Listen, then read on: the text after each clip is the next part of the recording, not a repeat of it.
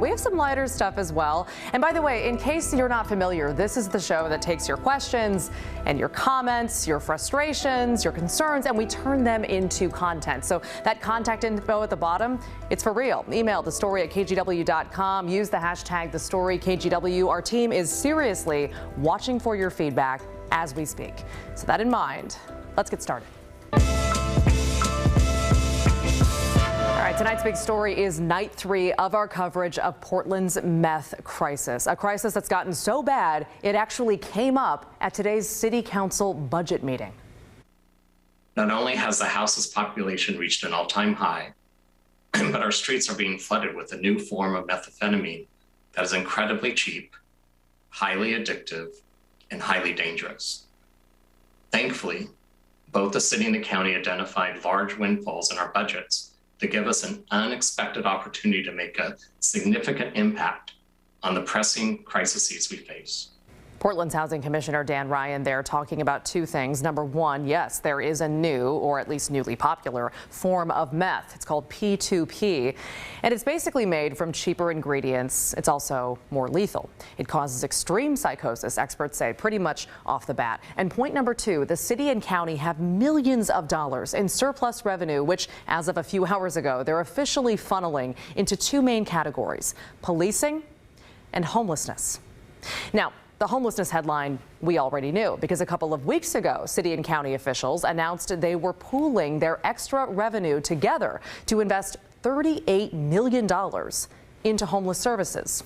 And a big chunk of that money, they said, will go toward hiring and deploying what they call behavioral health teams, basically mental health and addiction workers who can flood hard-hit areas like Old Town in Portland.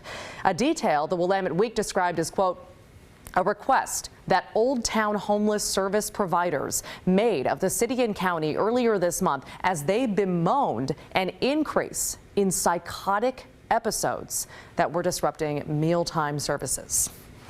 An increase in psychotic episodes.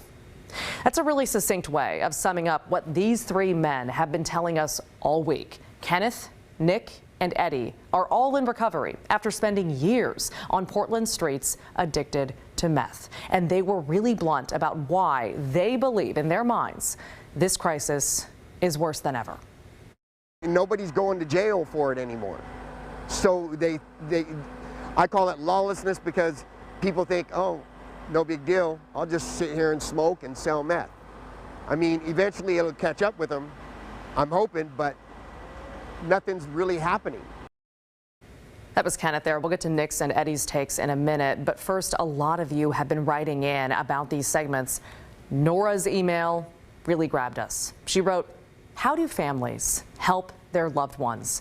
I lost my intelligent, wonderful 21-year-old nephew to drugs at the end of September.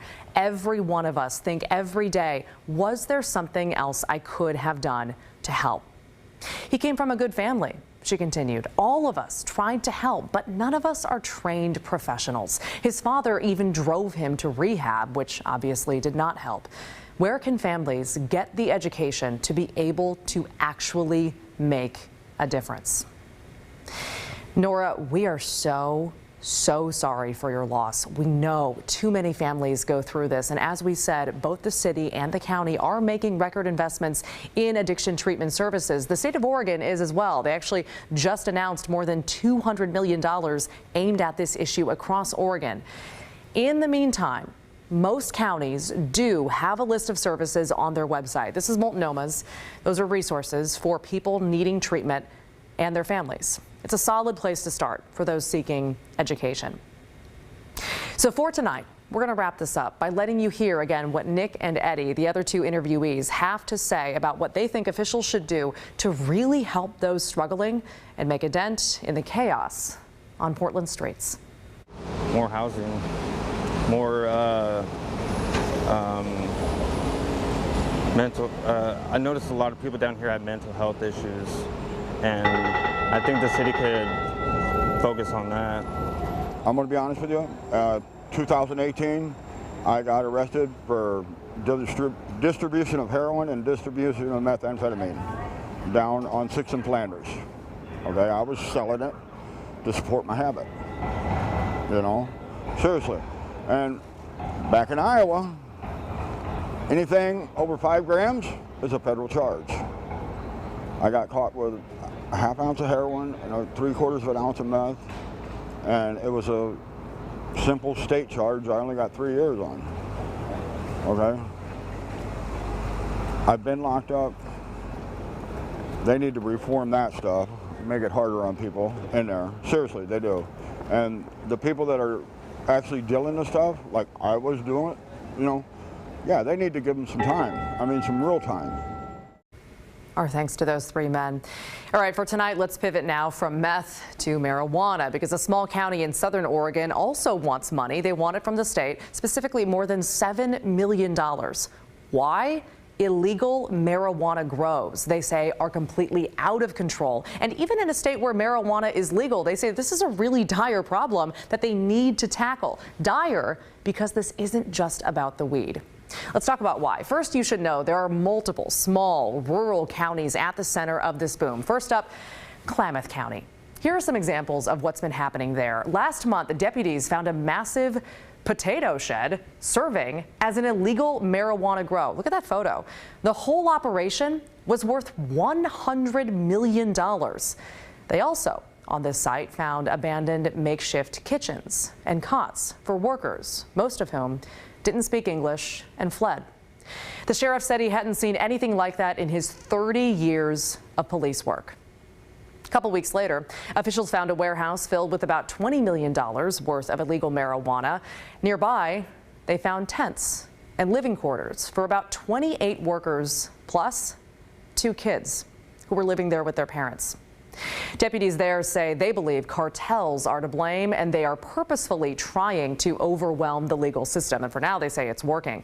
So to understand just how overwhelmed these small counties are, let's move over now to Jackson County, because like their neighbors in Klamath County, Jackson County authorities are struggling with illegal marijuana grows, overwhelming not just their legal system, but also their water supply.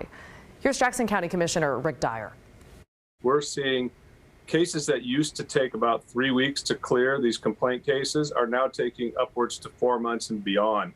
The Water Master has actually seen a 700% increase in water-related, water theft mainly, complaints. They're not even, they don't have the staff to even address about half of those complaints. So we are outmanned, we're outgunned, and the way we look at it is we don't really do something meaningful to address it, that problem will grow. And then, of course, you know, whatever the potential solution will be even more costly. It's pretty scary amid a drought, right? So according to Commissioner Dyer, it definitely doesn't stop there. Here's what he said about the crimes that tend to stem from these massive illegal marijuana grows. This is a humanitarian crisis. We're talking about narco slavery. We're talking about human trafficking. We're seeing, again, assaults on the workers that are brought up to work in some of these operations. We've seen child abuse or child neglect cases, animal abuse. We've seen sexual abuse cases. This is beyond just a nuisance factor.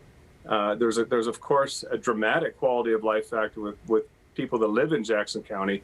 But like I say, beyond that, we have a humanitarian crisis that's at a scope that I don't even think we completely understand or appreciate. So leaders there, because of this, have declared a state of emergency, and they're requesting $7 million from the Oregon State Legislature to specifically battle illegal marijuana grows. Now, $7 million obviously is a lot of money, so we asked Commissioner Dyer to tell us where specifically that money would go. This is a request for resources to adequately staff the personnel we need to what we feel make some sort of an impact, a meaningful impact on the illegal marijuana activity and the impacts and consequences associated with it. And it'll go towards law enforcement personnel. It will go towards code enforcement personnel. It will go towards water master personnel. It'll go towards DA, district attorney staff. It will go towards hearings officers. everybody up and down the line that has something to do, that has a part to play in how we address this extremely difficult situation that we're facing down here. So we asked, in light of all of this, for some tangible perspective. Like, how bad is this? Can you quantify this? And Dyer says, get this, the county has the ability to handle 40 illegal marijuana sites per year, meaning crack down on them and process them through the legal system. 40. Right now, they estimate the county houses more than 2,000 illegal grows. They can handle 40. So what's next? Jackson County's $7 million request is going to the Oregon Legislative Fiscal Office Emergency Board. We'll keep an eye on what happens next. All right, let's talk about a different problem happening now in our schools. Fights and other just disruptive behavior among students, among kids. And in fact, it's gotten so bad at Reynolds Middle School in Fairview that they're actually going back to remote learning for the next few weeks. They're going back to remote. This is video from this afternoon when kids got let out of in-person classes for the last time until December. Okay, let's bring in Catherine Cook now, who's at Reynolds Middle School for us. So Catherine, you were at the school for the last day of in-person classes. And so what did parents that you talked to, what did they say?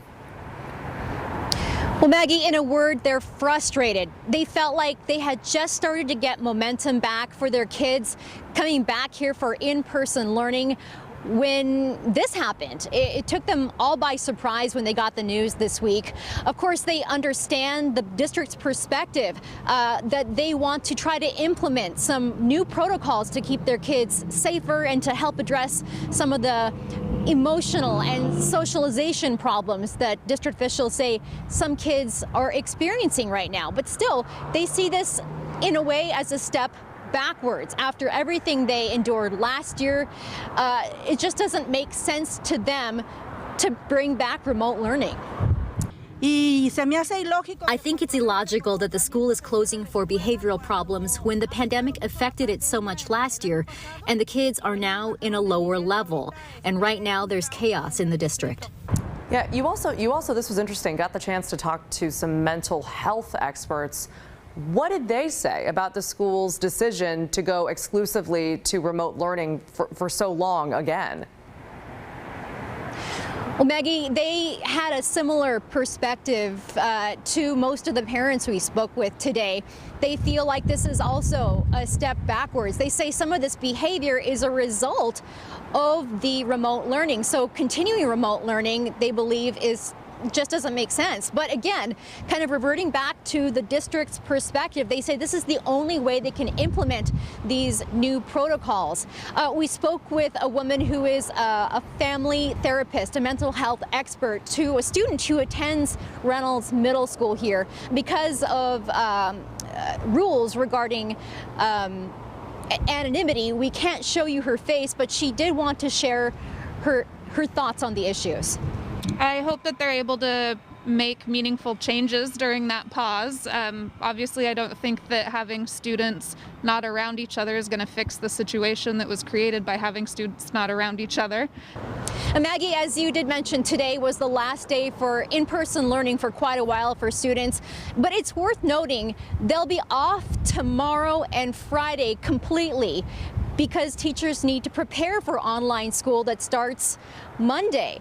And then the kids will be back here December 7th. That's a Tuesday. They'll also be completely off on Monday, December 6th, so that teachers can prepare again for in-person learning. So really, not only are they going to be going back and forth, they're going to miss 3 days of school only for teacher prep.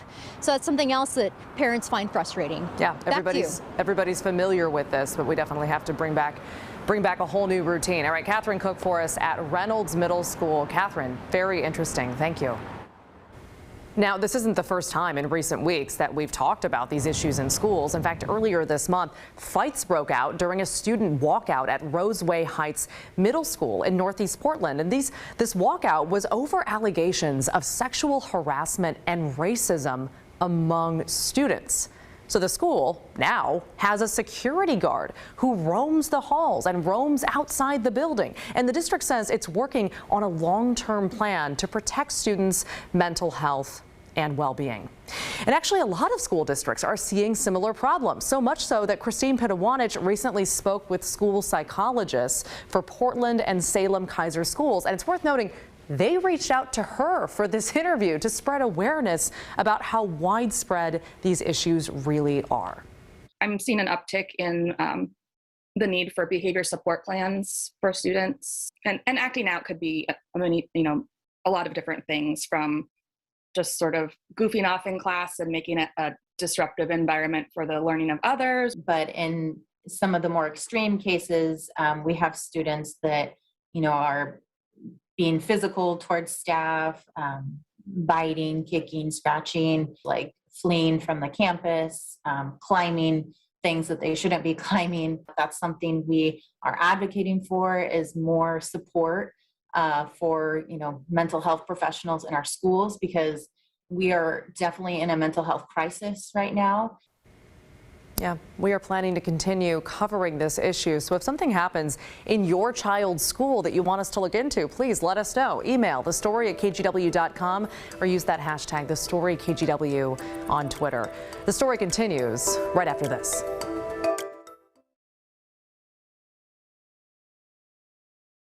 Welcome back, guys. Keep sending your questions and your comments to thestory@kgw.com or use that hashtag #TheStoryKGW on Twitter. Now, we touched on the housing crisis at the top of the show, but we want to circle back and focus on something happening in Salem. They, like a number of cities in the area, have been trying to get homeless villages up and running for a while now. But much like Portland and others, they've hit some roadblocks. They had actually planned, they had to scrap a plan for a village because the site, it turns out, was a flood zone. It floods. It's a problem. However, there is another shelter, another village that they've been able to get off the ground. And so far, that one seems to be a success. So we want to highlight that too.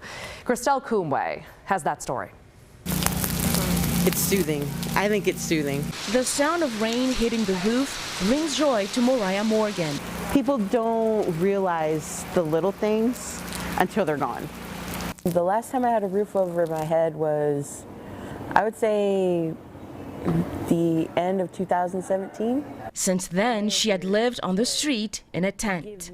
I lost my job, I lost my car, I lost my house. A meth habit took over her at that life. At that point, I didn't have a purpose. I didn't feel worth anything. The love for her kids helped her beat the addiction, and she found much needed support. Church at the Park is a nonprofit, but a church, just providing supports to those that need it. Church at the Park had planned to manage an outdoor homeless village on this city-owned lot along Wallace Road Northwest in Salem. But the project was nixed because the property is a wetland prone to flooding. While that plan fell through, another one on Salem's Northeast Portland Road is up and running. Recently, we've been partnering with the city on providing microshelter communities for people to transition into housing and into more stable living situations from the streets. The micro-shelter spaces provide 2 beds and a table. Secure doors mean residents can leave for work and not have to worry about theft. 2 adults and possibly 1 or 2 children in with them, and so we're able to have a small family together in sheltered spaces. The Church at the Park micro shelters here in Salem opened about a month ago. There are currently 30 pods with 65 people living on the property, including Mariah. It's a place where you can call home for the time being. It's also a place offering access to mental health services and other crucial resources on site. I'm doing really good. I've been clean for over a year. Not only did Mariah find a home here, she also found purpose. We're residents here and I'm an employee here too. Working as a receptionist, I can help others and share my experience. An example to others that with a roof over your head, it is possible to reclaim the little things symbolic for a better life. Once you have them back, you want to hold on to it. Once I want to get a place to live again, my own place again. And I'm going to hold on to it. Christelle Kumwe, KGW News. Good for her. By the way, the micro shelters cost about $5,000 each. And in the short time they've been open, 7 families have already either transitioned into housing or into other programs. All right, still ahead here on The Story. How many of you were living in Oregon when the Rajneeshis were here? We're going to dig into the vault and revisit that time next.